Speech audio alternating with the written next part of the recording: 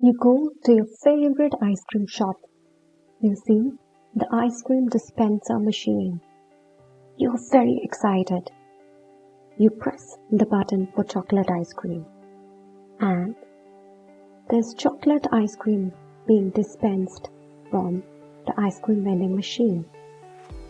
We're going to use fun little scenarios like this to understand what a relation is, what functions are, and why rules like the vertical line test matter. So let's get started.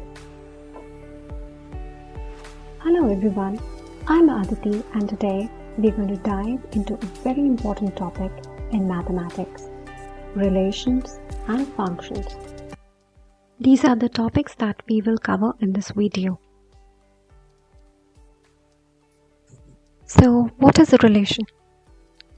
In a relation, we have two things, an independent variable or an input and a dependent variable or the output. So the value of independent variable is going to decide the value of the dependent variable. Or we can say that if we provide an input, it is going to lead into the output. The value of output will depend on the value of input. So basically, two kinds of variables, an independent variable, a dependent variable, the value of dependent variable being dependent on the value of the independent variable. For example, here we can see a scenario where we have a study duration for a test. Suppose I have studied for a test for only 10 minutes. Then I'm definitely going to get less marks. But if I increase my study duration to say 2 hours, then this is definitely going to result in an increase in my marks. So we can say that the study duration is the independent variable, whereas the marks I get is the dependent variable. Change in the study duration results in a change in the marks that I get. So this is a relation.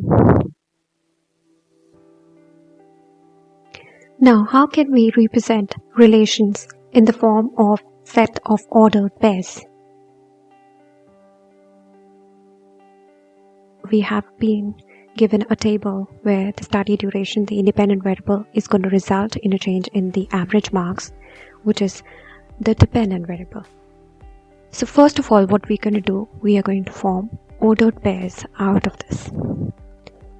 So the first ordered pair is going to be 10, 65, the second one being 20, 70, and so on and so forth.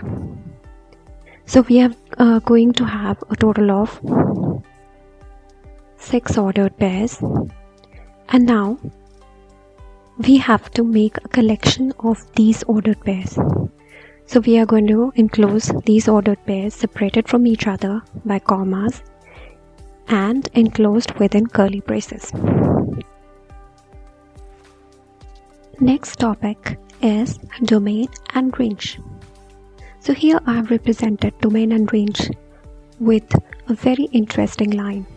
What I am and what can I become.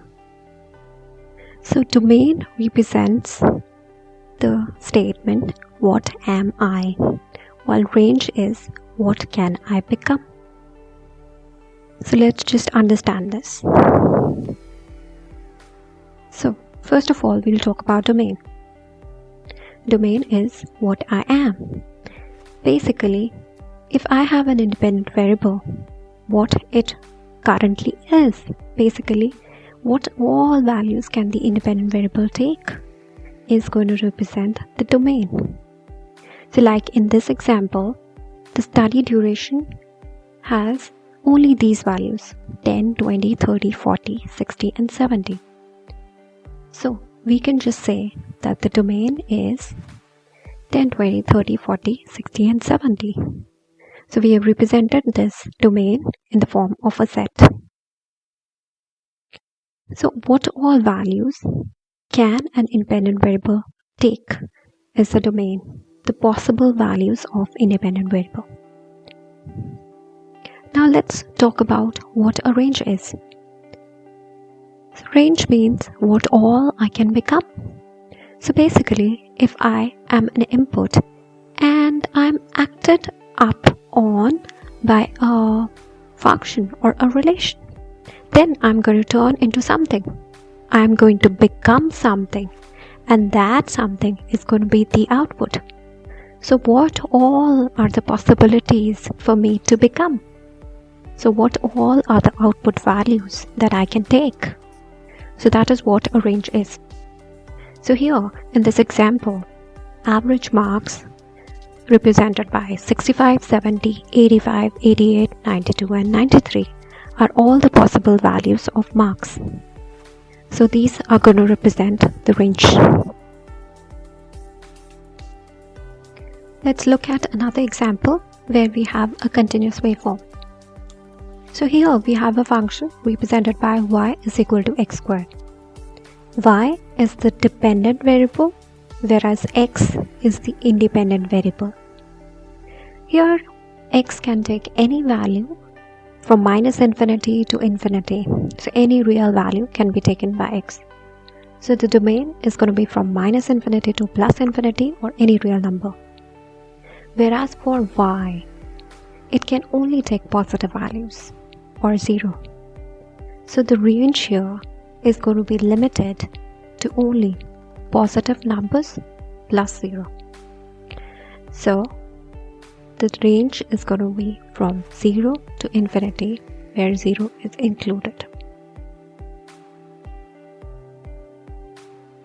Now that we know what domain and range is, let's talk about mapping diagram representation of relations. So in order to make a mapping diagram, we will start with two ovals.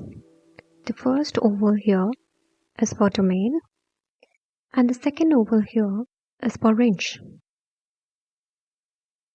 The first thing we do is we're going to put all the members of the domain in the domain oval. So 10, 20, 30, 40, 60 and 70 will be put in this oval, and then for all members of the range are going to be put in the second oval here. So 65, 70, 85, 88, 92 and 93 are put in the oval for range. The next thing we are going to do is that for each value of study duration, which is basically the independent variable, we are going to map it to the value of the dependent variable, which is 65 here. And how are we going to do that? For that, we are going to put an arrow from 10 to 65, and the arrow is going to point towards 65. So the arrow from the domain to the corresponding value in range. So the arrow is going to point from the input to the output.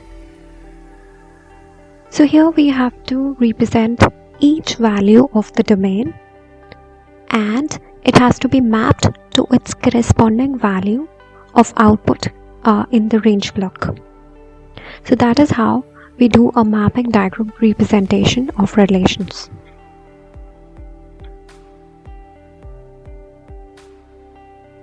Now we have seen what relations are, and we are now ready to answer another fundamental question. What is a function? When can I say that a relation is a function? What all properties am I supposed to look into? So let's now dive into this particular question and try to answer it. In mathematics, for a relation to be called a function, it has to answer one very basic question. If I give an input, am I certain about the output I'm going to get? Or is there going to be any kind of ambiguity? So if it's certain that on giving a particular value of input, I get the same value of output every single time, then I can say that this relation is a function. So a relation where each value of input or independent variable corresponds with only one value of output or dependent variable is a function. So let us suppose that we have a little black box, which I can say is a relation box, and I give it an input which is 1, and the first time I get an output of 2, but the second time I give it an input of 1, I get an output of 3. So I can never be certain about what I'm going to get as an output. There's no definite response. There is no certainty. There's no reliability. So in that scenario, this particular relation or this particular box is not going to represent a function. A function means reliability, it means certainty, it means consistency. In this example, we can say that every value in domain is producing only one unique value of output which is present in this range block. So we can say that it is a function. So there is no need to be confused because two values of input are leading to the same output. It doesn't really matter. What matters is that one value of input should give you only one value of output.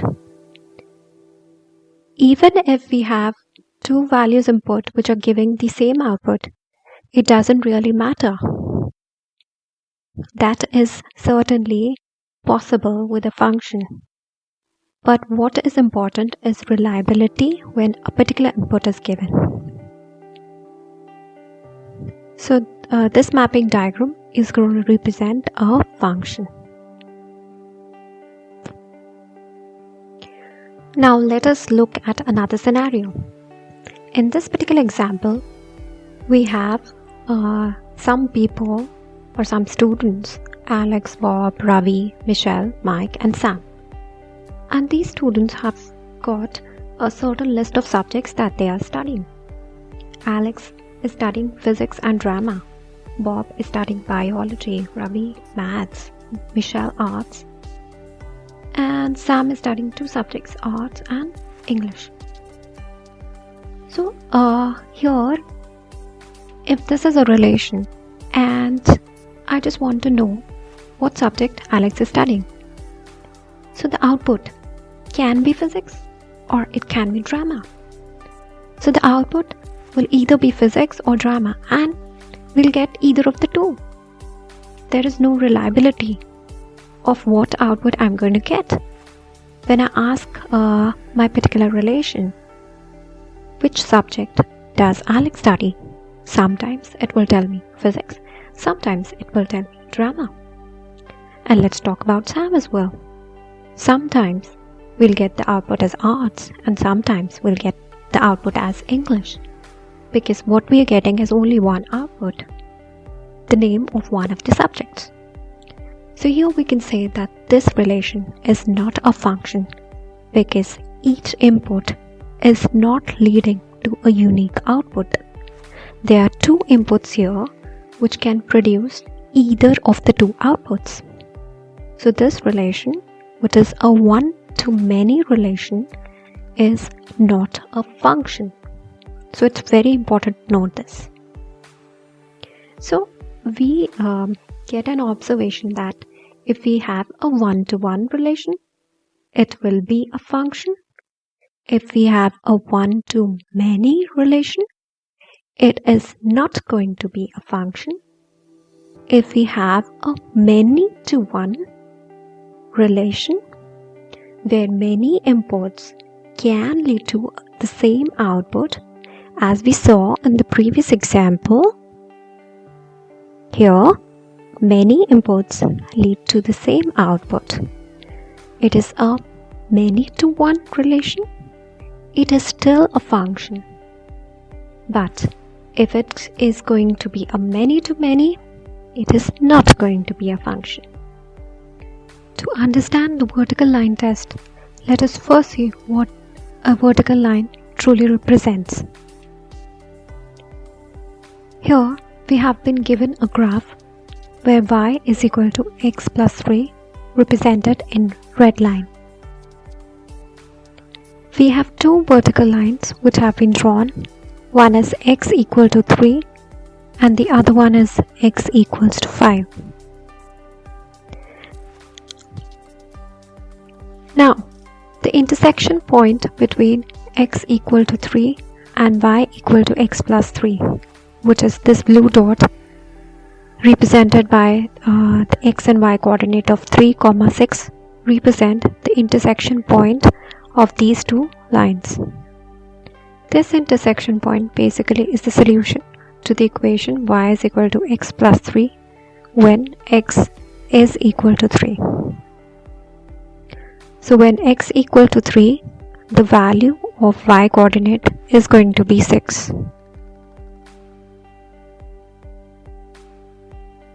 Let's look at the other example. At x equal to 5, the intersection point with the graph y is equal to x plus 3 is 5, 8. So if we plug in the value of 5 in this equation, we are going to get the value of 8. So basically the intersection of a vertical line with a graph is going to represent the solution to the equation when x is the particular value. So now what does my vertical line test say? So first of all, we have to assume here that y is the dependent variable while x is the independent variable. So given this, if the vertical line is going to intersect my graph of a particular relation at more than one point at any given value of x, then we can say that it is not a function, because if it's intersecting at more than one point, that means for a given value of x, we have more than one value of y, and that means it is not reliable. There is ambiguity involved. Here we have two examples. The left side diagram represents the graph y is equal to x square, where we can say that it is passing the vertical line test, so it is a function. The next is the diagram on the right is representing x is equal to y square. So here we can see that at any given value of x, we can have more than one value of y. So suppose we have x is equal to 4. So that means y could be either minus 2 or plus 2. So this is not a function.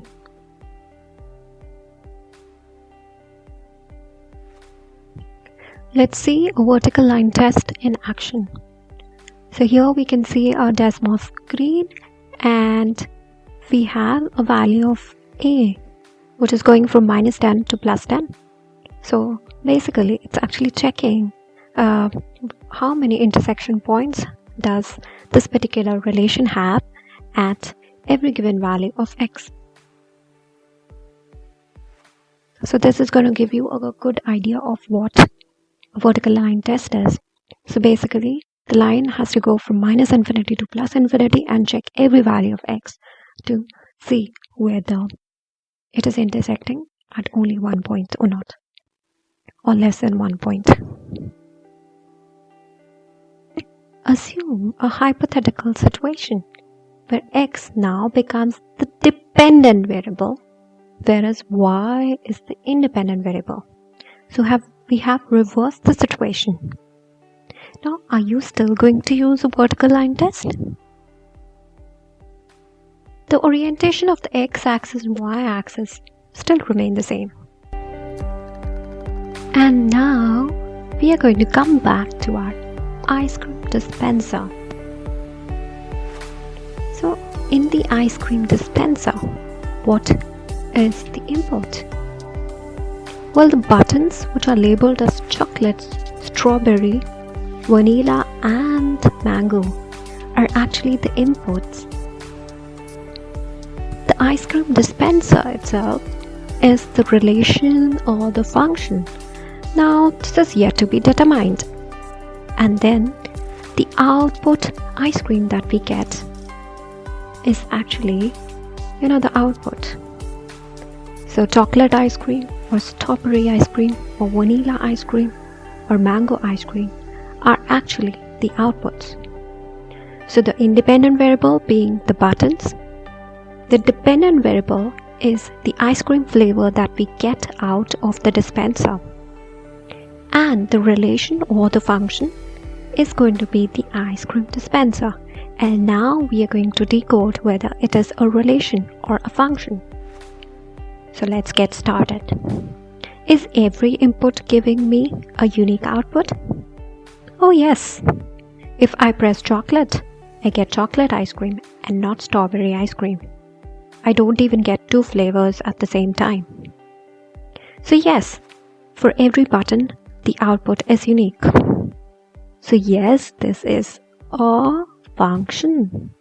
Also, every time I get the same flavor, there's consistency. Yes, it is a function. Now, I could have another button here which says glace au chocolat. That means chocolate ice cream again in French language. That is also giving me chocolate ice cream. So two inputs are giving me the same output. Is it still a function? Is the ice cream dispenser still a function? Of course, yes, because many to one is still going to be a function. Two inputs can produce the same output. So my ice cream dispenser machine is definitely a function, and I have decoded this with what I have learned today. So bye bye. Thank you.